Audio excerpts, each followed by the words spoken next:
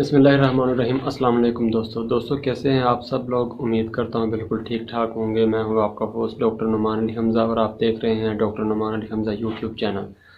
दोस्तों आज की इस वीडियो में मैं आपको बताऊंगा कि जो आपके जानवर गर्मियों में हाँफना शुरू कर देते हैं या फिर गर्मियों की वजह से आपके जो जानवर होते हैं उनको एलर्जी हो जाती है, उसका आज मैं आपको हल बताऊंगा।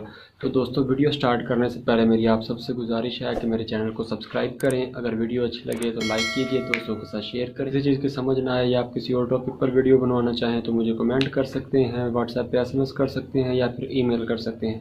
तो आइए दोस्तों वीडियो स्टार्ट करते हैं। तो अक्सर आपने देखा होगा कि गर्मियों के दिनों में जो हमारे खास करके गायें होती है, क्रॉस ब्रीड या फिर फ्रीजियन नस्ल की या फिर जर्सी नस्ल की जो गाय होती है, उस उसको अक्सर ये मसला बनता है कि उसके जिस्म पर छालानुमा एलर्जी हो जाती है। छाले को ख़ारिश वगैरह का मसला भी आता रहता है और जल्दी ठीक नहीं होते।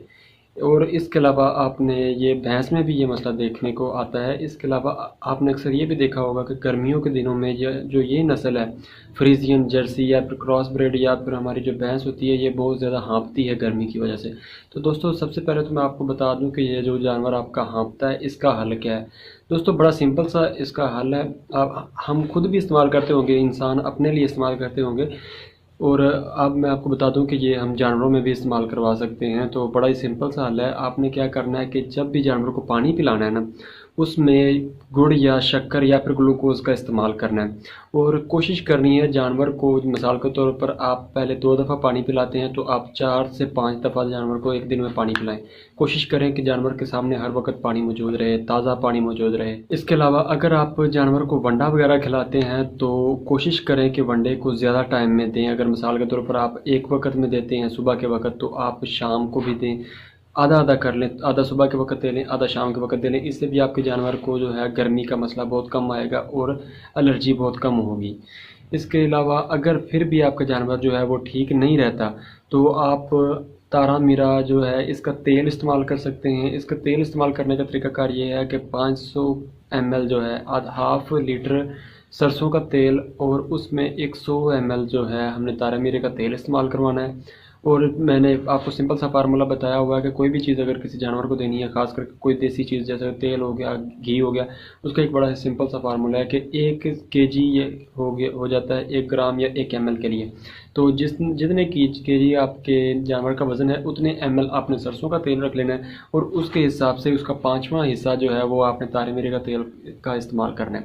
ये आप उस जानवर को किसी भी चीज़ में मिलाकर पिलाएं या खिलाएं, इंशाल्लाह आपके जानवर ठीक हो जाएगा। इसके